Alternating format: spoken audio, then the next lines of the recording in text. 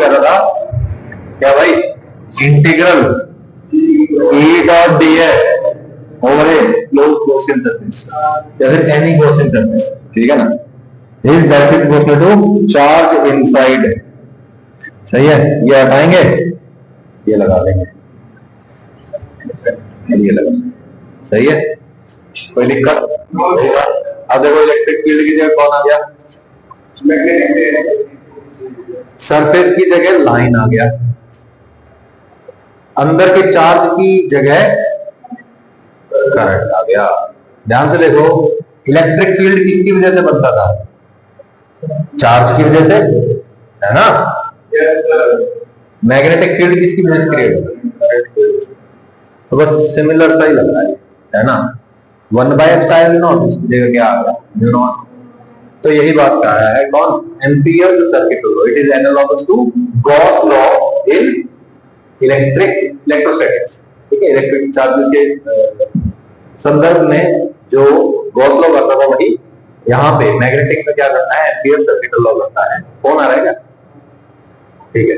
This law states that line integral of magnetic field, ये क्या था, surface integral of electric field, ये क्या है, line integral of magnetic field around any closed path in free space is equal to line integral of magnetic field across any closed path in free space is equal to absolute permittivity times the net current passing through the surface enclosed by the closed path।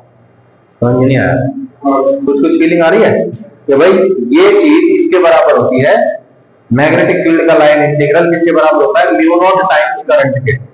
वो कौन सा current, जो उस close loop या surface के through पार हो रहा है, ठीक है ना, उसके थ्रू जा रहा है वो वाला, ठीक है। Special note, sense of close loop.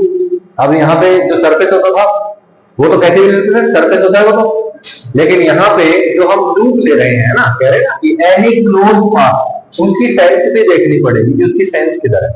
Sense मतलब भाई वो क्लॉकवाइज है, एंटी क्लॉकवाइज है, ठीक है। तो और जैसे उसकी सेंस होगी उसके हिसाब से पॉजिटिव और नेगेटिव साइन डिसाइड होगा, ठीक है। Okay, sense of the closed loop path inside which current is positive and in which and current is negative. Sense of the closed loop will decide which current is positive and which current is negative, ठीक है भाई। जो उसकी loop की sense अभी आ जाएगा, right hand curve के हिसाब से होता है, ठीक। रूल याद हो गया, integral b dl is equal to 0 ये याद हो गया, ठीक है।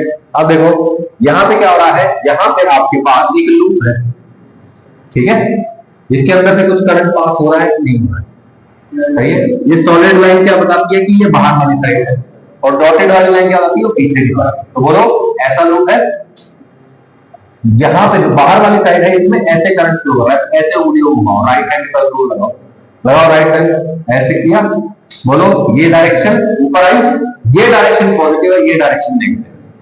तो बोलो इस लूप के लिए हम क्या लगाएंगे कि इस लूप के अक्रॉस जो मैग्नेटिक फील्ड है उसका इस लूप की लेंथ के साथ इंटीग्रेशन किया मैंने, तो वो किसके बराबर आएगा, म्यू नॉट टाइम्स इस लूप के अंदर जो करंट है वो, सही है। ऊपर वाली साइड पॉजिटिव और नीचे वाली साइड नेगेटिव, सही है।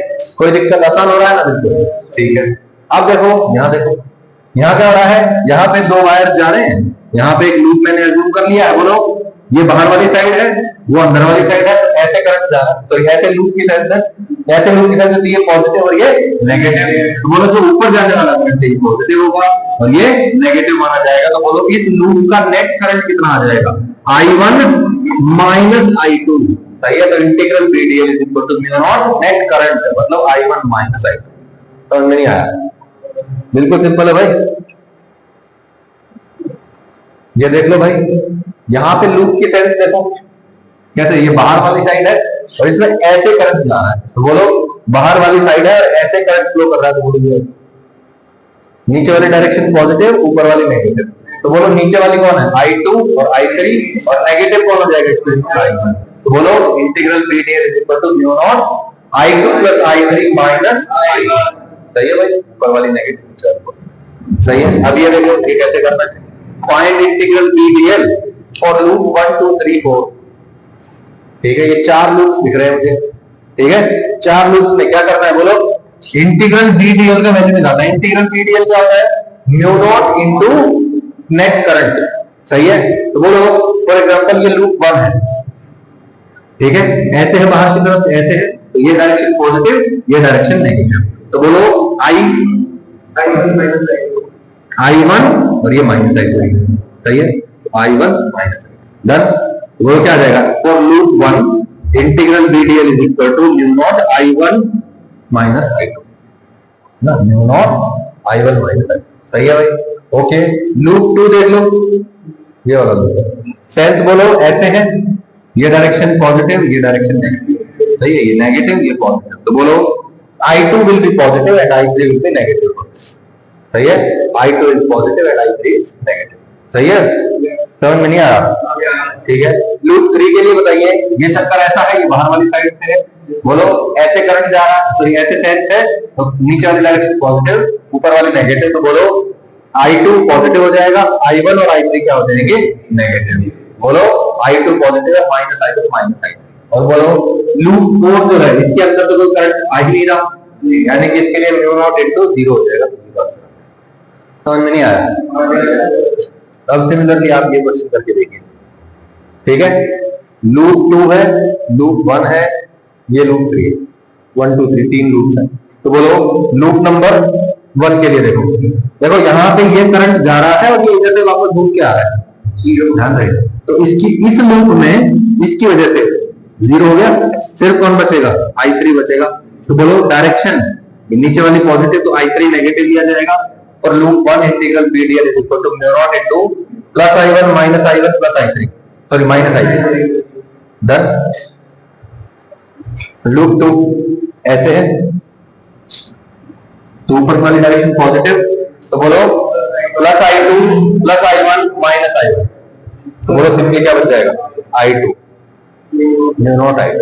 और लूप 3 के लिए बताना यहां से, तो बोलो plus I2 plus I1 minus I1 plus I3, तो I1 sorry I2 plus I3 बच जाएगा। आ गया ना, बहुत ही आसान, बहुत ही सिंपल है।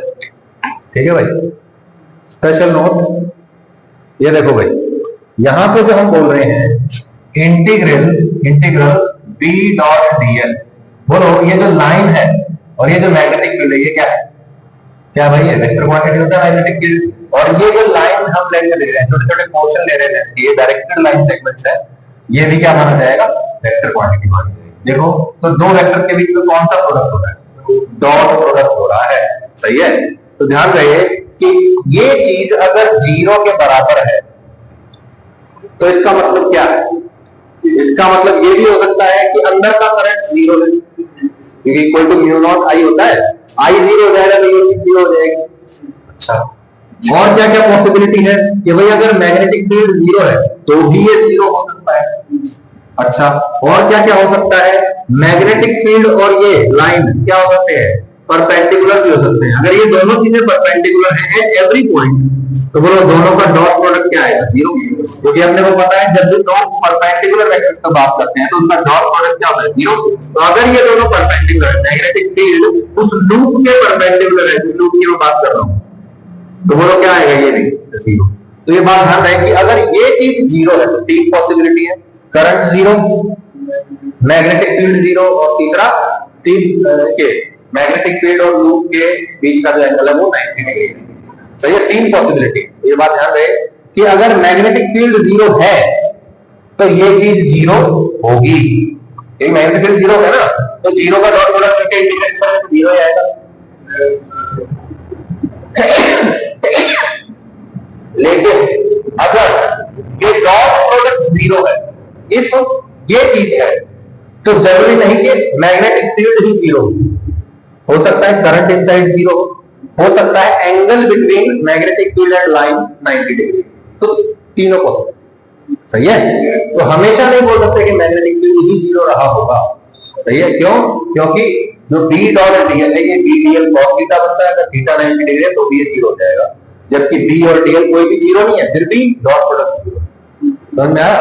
मतलब अगर मैग्नेटिक फील्ड जीरो है तो इंटीग्रल जीरो है, अगर इंटीग्रल जीरो तो जरूरी नहीं कि मैग्नेटिक फील्ड जीरो।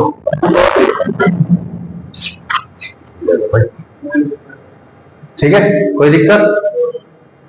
एप्लीकेशंस क्या है, कहां कहां यूज होता है ये? एम्पियर से सर्किट लॉ। ठीक है भाई, एम्पियर सर्किट लॉ के यूज है to find magnetic field due to an infinitely long current carrying wire. Sir ये तो आता है आपको, infinitely long current carrying wire, उससे टी डिस्टेंस पे कितना होता है? Mu naught I by 2 pi D होता है। सेम टू सेम है वैसे, लेकिन वहां हमने एक लंबा चौड़ा डेरिवेशन किया था, यहां आसानी से आ जाएगा। सही है ना? मैं क्या कह रहा हूं, integral B DL is equal to mu naught I, formula लिखा। अगर मैग्नेटिक फील्ड कांस्टेंट है तो उसको बाहर निकाल दो, सिर्फ लाइन का इंटीग्रेशन कर दो, उधर बेस का अंतर आ जाएगा मैग्नेटिक फील्ड। समझ में आया ना क्या कह रहा हूं मैं? कि देखो integral B DL is equal to mu naught I होता है ना, है ना? तो अगर मैग्नेटिक फील्ड किसी केस में कांस्टेंट हो तो उसको बाहर निकाल देंगे सीधा, सिर्फ जो लूप है उसकी लेंथ का इंटीग्रेशन हो जाएगा। इंटीग्रेशन करके जो भी चीज आएगी उसको उधर भेज दो, magnetic field is equal to something आ जाएगा। मैग्नेटिक फील्ड निकालने के लिए यूज कर सकते हैं कि नहीं कर सकते? है ना? जैसे गॉस लॉ का यूज किसके लिए करते थे? इंटीग्रल वीडीएस किसके लिए यूज कर रहे थे भाई? चार्ज साइड बाय साइड, बोलो इलेक्ट्रिक फील्ड अगर कांस्टेंट है तो ये बाहर निकल जाता था, इसका इंटीग्रेशन करके इधर भेज देते थे। यस और नो? वही कर रहे हैं, इलेक्ट्रिक फील्ड निकालने के लिए वहां करते थे, यहाँ मैग्नेटिक फील्ड निकालने के लिए यूज करेंगे। चले आगे, ठीक है। General step to find B, choose a loop such that B is tangential to the loop और B is non zero constant. सही है। सबसे पहले क्या करेंगे, एक लूप मान लेंगे। इसने क्या बोला था एम्पियर सर्किट लॉ में कि B DL is equal to mu naught I होता है ना भाई। मैग्नेटिक फील्ड का लाइन के साथ इंटीग्रल करेंगे फॉर एनी क्लोज लूप, तो पहले क्लोज लूप मान लो खुद से। पहले क्या करेंगे नजदीक, क्लोज लूप मान लेंगे खुद से, ठीक है। फिर ऐसा मानेंगे कि जो मैग्नेटिक फील्ड होगा वो उसके लिए, लूप के लिए क्या होगा, टेंजेंशियल होगा या फिर नॉन जीरो कांस्टेंट होगा। कांस्टेंट हो या टेंजेंशियल। अगर ऐसा होता है बी इज नॉर्मल, नहीं ऐसे नहीं, ये भी कर, ये कुछ और के लिए लिखवाया था, इसमें कुछ छोटी मोटी कर दिया।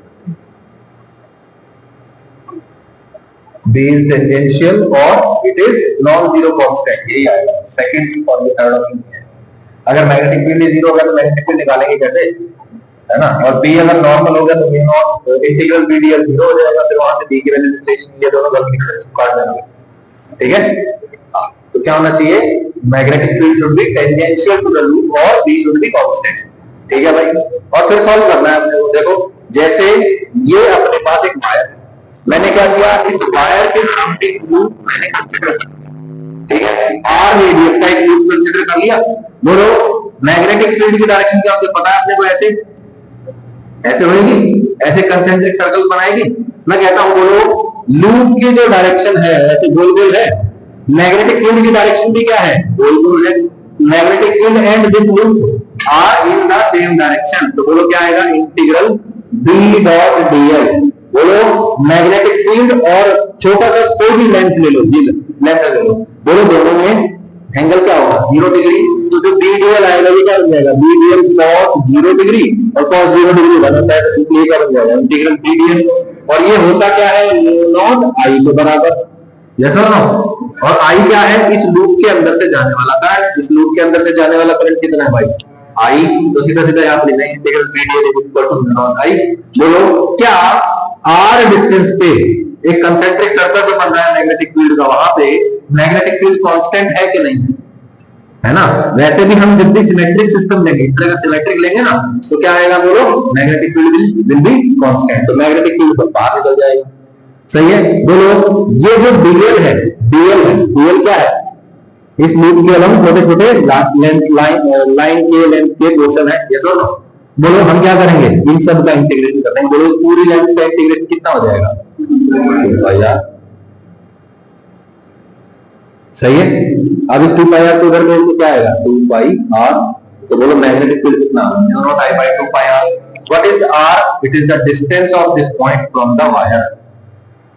इनफाइनाइट वायर से आर डिस्टेंस पर कितना होगा, mu naught I by 2 pi are. 2 pi D होता था, डी डिस्टेंस था। इस तरीके से आपको सही है। Integral B DL is equal to mu naught into I inside, बोलो B dl cos 0 degree is equal to mu naught I, B बाहर, integral dl 2 pi are, 2 pi r को लिख तो mu naught I by 2 pi r. आ गया answer. Similarly हमने क्या result निकाला था, E is equal to 2k lambda by r. याद आ रहा है ना, बिल्कुल सिंपल है।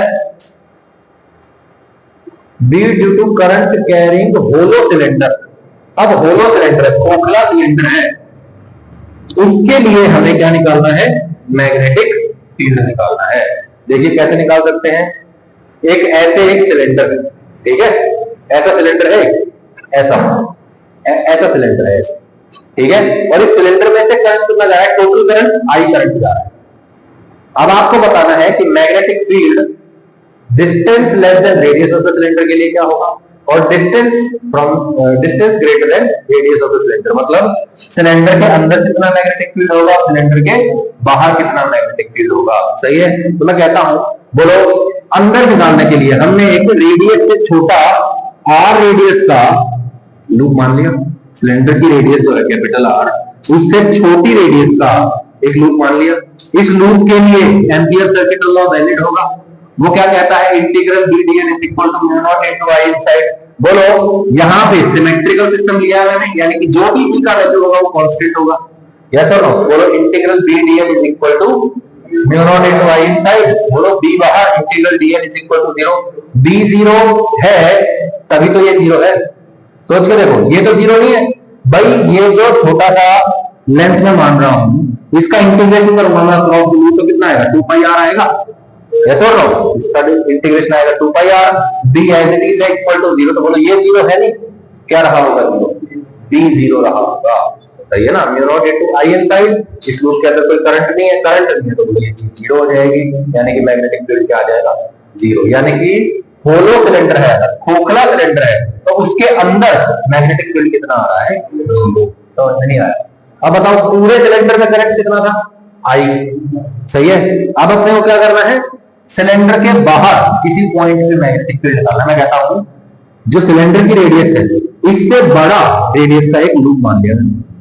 सही है भाई, अब इस लूप के लिए एम्पियर सर्किट लॉ लगा दो, क्या आएगा बताना, integral B DL is equal to mu naught into I inside, I inside कितना है, आई के बराबर। यस और नो, आई करंट है भाई, पूरे के पूरे सिलेंडर में आई करंट जा रहा है, ठीक है। बोलो क्या ये सिमेट्रिक सिस्टम है, सिमेट्रिक होगा तो आप क्या कर सकते हैं, हमेशा बी को बाहर निकाल सकते हैं, बी बाहर निकाल दिया, integral DL is equal to mu naught आई।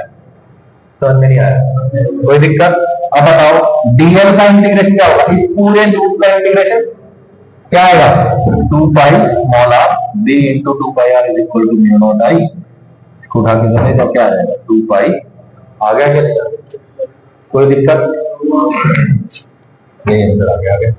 सही है, अप्लाइंग एसीएल, एसीएल मतलब एम्पियर सर्किट, ठीक है, ये आगे भाई म्यू नॉट आई बाय 2 पाई, कोई दिक्कत, ठीक है। अब इसका ग्राफ बनाते हैं। बोलो जब अंदर के लूप की बात थी तो मैग्नेटिक फील्ड कितना आ रहा था, 0 आ रहा था, तो जब तक distance from the centre radius के बराबर नहीं हो जाता तब तक मैग्नेटिक फील्ड 0 रहता है, और जैसे ही r इक्वल टू r होता है मैग्नेटिक फील्ड का वैल्यू क्या आ जाएगा, mu naught I by 2 pi r, और जैसे जैसे r बढ़ेगा, बोलो जैसे जैसे r बढ़ेगा मैग्नेटिक फील्ड का वैल्यू बढ़ेगा। यस और नो, इनवर्स रिलेशन वाला ग्राफ। सही है, अब सीधा सीधा ये क्वेश्चन आपसे नीट में पूछ सकता है, for a hollow cylinder what are the what is the graph of magnetic field versus distance from the centre, ये ग्राफ है। सही है ना, inside a hollow cylinder what is the magnetic field, 0, outside a hollow cylinder carrying current I, what is the magnetic field, mu naught I by 2 pi r। सही है, वैसे भी जैसे ही मैं सिलेंडर से बाहर निकलूंगा, इनफाइनाइट है वो, तो बोलो जैसे ही मैं उससे बाहर निकलूंगा मुझे क्या नजर आने लग जाएगा, जैसे एक वायर है इनफाइनाइट और उससे कुछ r डिस्टेंस पे मैग्नेटिक फील्ड निकालना है, कितना आ जाएगा, mu naught I by 2 pi distance जो कि r है। सही है ना, क्लियर बात, ठीक है भाई। व्हाट टाइम इज इट, 12 11, ठीक है, ठीक है भाई। अब बात कर लेते हैं सॉलिड सिलेंडर की। होलो सिलेंडर का समझ में आ गया, अंदर जीरो और बाहर कैसा, जैसा वायर के लिए होता है ना। अब सॉलिड सिलेंडर है, बोलो सॉलिड सिलेंडर है भाई, ठीक है। करंट जो फ्लो कर रहा है वो इस पूरे के पूरे वॉल्यूम में से फ्लो कर रहा है, अंदर तक भी फ्लो कर रहा है, ठीक है ना। क्योंकि होलो सिलेंडर में तो सिर्फ सरफेस है, आउटर वो आउटर सरफेस पे फ्लो करेगा, लेकिन यहाँ पे क्या है, अंदर से भी करंट फ्लो कर रहा है, और टोटल करंट कितना है, आई। और हम ये मान लेते हैं कि यहाँ पे जो करंट डेंसिटी है वो यूनिफॉर्म, ठीक है। B due to infinitely long solid cylinder with constant current density, infinite है ये, infinite तक जाता है इसे, एक solid है, करंट जा रहा है, ठीक है। तो क्या करेंगे हम बोलो, सबसे पहले निकाल लो इसके लिए current density. What is current density, current per unit area. बोलो what is the total area of this, pi are square, r radius का है तो बोलो I by pi are square is equal to J, है ना। बोलो पर unit area में जो करंट जाता है that is total current by total area I by pi are square, ठीक है। अब किसी भी गिवन एरिया में से कितना करंट पास करना होगा, कोई भी, जैसे यहाँ पे स्मॉल a एरिया है तो बोलो इसमें से कितना करंट पास कर रहा होगा, एक यूनिट में से J करंट पास कर रहा है, तो A एरिया में से कितना होगा, J इंटू K कर रहे हैं, यस और नो, बोलो भाई, एक यूनिट से ये और गिवन एरिया से A से मल्टीप्लाई करते हैं, ठीक है भाई, ओके। तो current through any area is equal to J into area करके आ जाएगा। अब निकालना है हमें कि सिलेंडर के अंदर कोई पॉइंट है, यहां एक पॉइंट है फॉर एग्जांपल, इससे सेंटर ऑफ द सिलेंडर से कितने डिस्टेंस पर, r डिस्टेंस पर एक पॉइंट है, यहां मुझे क्या करना है, मैग्नेटिक फील्ड निकालना है। तो मैं क्या करूंगा, r रेडियस का एक लूप कंसीडर करूंगा, यहां पे r रेडियस का लूप कंसीडर कर लिया मैंने, सही है। अब इस लूप के लिए मुझे ये बताइए क्या एम्पियर सर्किट लॉ वैलिड होगा, एम्पियर सर्किट लॉ वैलिड है, लिख दूं फॉर्मूला इस लूप के लिए, integral B DL is equal to mu naught into अंदर का करंट। अब निकाल लेते हैं इसका करंट, बोलो इसका एरिया कितना है, pi are square, pi into small r है ना, ठीक है। और करंट डेंसिटी कितना है, जे, तो बोलो करंट कितना आ जाएगा, J into pi are square, सही है भाई, okay. Integral B DL is equal to mu naught into J pi are square, ठीक है भाई। बोलो क्या ये सिमेट्रिक दिख रहा है आपको, यानी कि पूरे के पूरे लूप के लिए बी का वैल्यू क्या रहेगा, कांस्टेंट, बी को बाहर निकालो, इंटीग्रल डीएल क्या क्या आएगा, 2 पाई आर, बोलो 2 पाई आर में पाई आर इधर है, एक पाई और एक आर यहाँ है, कट जाएगा, ठीक है भाई। तो बी का वैल्यू क्या आता है, 2 को उठा के इधर भेज दो, 2 को उठा के इधर भेज दिया, क्या आएगा, mu naught J R by 2, mu naught J R by 2, सही है। इसको वेक्टर फॉर्म में लिखेंगे क्योंकि current density is a vector quantity and R is the distance, या फिर डिस्टेंस वेक्टर बोल दो, या डिस्प्लेसमेंट वेक्टर बोल दो, या पोजीशन वेक्टर बोल दो from the centre of the cylinder. तो बोलो ये आर हो जाएगा, क्या बोलेंगे, mu naught J cross R divide by 2, J cross R, सही है भाई, कोई दिक्कत भाई, बिल्कुल सिंपल है। अच्छा सर ये जे क्रॉस आर कैसे डिसाइड किया आपने, मैं कहता हूं देखो यहाँ पे करंट ऐसे जा रहा है, तो बोलो करंट ऐसे जा रहा है, ऐसे मूल्य बताएंगे तो बोलो ऐसे मैग्नेटिक फील्ड बन रहा होगा, यानी कि इस पॉइंट में मैग्नेटिक फील्ड का डायरेक्शन क्या है, अंदर की तरफ है, यहाँ पे मैग्नेटिक फील्ड बाहर की तरफ होगा, यहाँ पे इधर की तरफ होगा, यहाँ पे उधर की तरफ होगा, ऐसा ना। तो बोलो क्या ये फॉर्मूला इन डायरेक्शंस को सेटिस्फाई कर रहा है, यस। करंट डेंसिटी की डायरेक्शन क्या होती है, सेम एज करंट, भाई करंट इधर जा रहा है तो करंट डेंसिटी का डायरेक्शन यही होगा, सही है। तो बोलो A क्रॉस B क्या करते हैं, A की तरफ उंगलियां करेंगे और B की तरफ घुमा देंगे ना, तो J की तरफ उंगलियां करो, R की तरफ घुमा दो, बोलो J की तरफ उंगलियां करी, बोलो पॉइंट इधर है तो ये हो गया R वेक्टर, तो बोलो J क्रॉस R किया, डायरेक्शन अंदर आया ना। उल्टा सोच लो कि सर इस पॉइंट पे निकालना होता तो भैया देखो ये हो जाता R वेक्टर, बोलो J क्रॉस R करके आया ना बाहर की तरफ, सही है भाई, कोई दिक्कत इसमें, ओके। तो J क्रॉस R से ये हमारी सारी डायरेक्शन, सही है। तो B का वैल्यू क्या हो जाएगा, inside the cylinder, solid cylinder, mu naught J cross R by 2, सही है भाई। अच्छा R ग्रेटर देन R के लिए क्या होगा, बोलो सीधा सीधा बात है, बोलो जैसे ही हम इस सॉलिड सिलेंडर के बाहर निकलेंगे हमें ये वायर जैसा दिखाई नहीं देने जाएगा, तो वायर वाला रिजल्ट आ जाएगा which is mu naught I by 2 pi distance, सही है ना। तो बोलो इनिशियली क्या हो रहा है, magnetic field is directly proportional to R, यानी कि जैसे जैसे R बढ़ रहा है मैग्नेटिक फील्ड भी बढ़ेगा, लीनियरली बढ़ रहा है, और R इक्वल टू रेडियस के बराबर जब हो जाएगा तब डिस्टेंस समझ में नहीं आया, कोई दिक्कत, ग्राफ बना सकते हैं आप लोग, ठीक।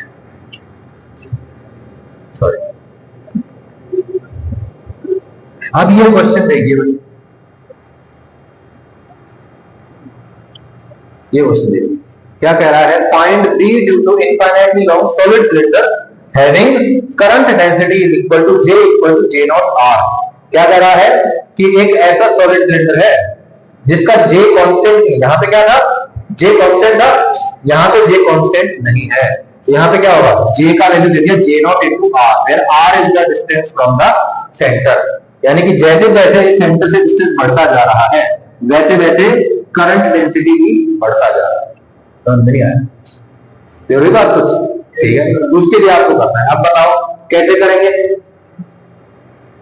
मैं कहता हूं यहां पे जो क्वेश्चन है वो क्या है, आई इनसाइड निकालने का क्वेश्चन है ये। और आई इनसाइड कैसे निकालेंगे बोलो, जे को एरिया से मल्टीप्लाई करके, सही है ना।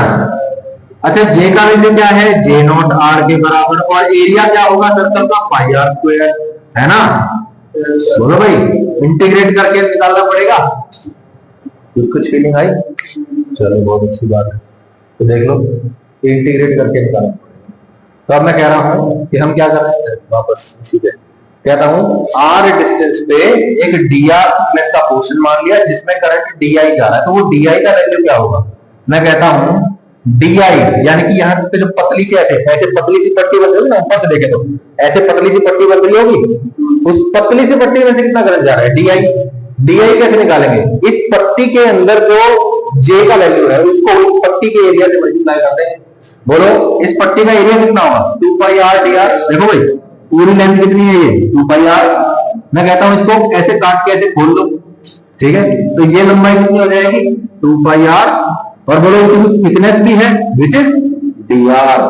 बोलो ये रेक्टेंगल नहीं बन गया, रेक्टेंगल का एरिया क्या होता है, लेंथ इनटू ब्रेड्थ, तो बोलो एरिया हो जाएगा DA is equal to 2 pi R D R. तो बोलो DI जो छोटा सा करंट है that will be equal to J into DA। छोटे से एरिया के लिए छोटा सा current is equal to J current density into area. Area की वैल्यू लगा के बोलो 2 पाई आर डी आर कर दिया। इंटीग्रेट करेंगे, बोलो इंटीग्रेशन कहां से कर रहे होगा, जीरो से स्मॉल आर डिस्टेंस तक, सही है। और जब कंप्लीट के लिए निकालेंगे तो क्या आएगा, जीरो से कैपिटल आर तक, क्योंकि जो रेडियस ऑफ द सिलेंडर है यहां तक करंट फ्लो करता है। समझ में नहीं आया, feeling I? Will continue in the next class. आज जो पढ़ा है उसमें कोई डाउट है क्या, बिल्कुल इजी है। Thank you for your time.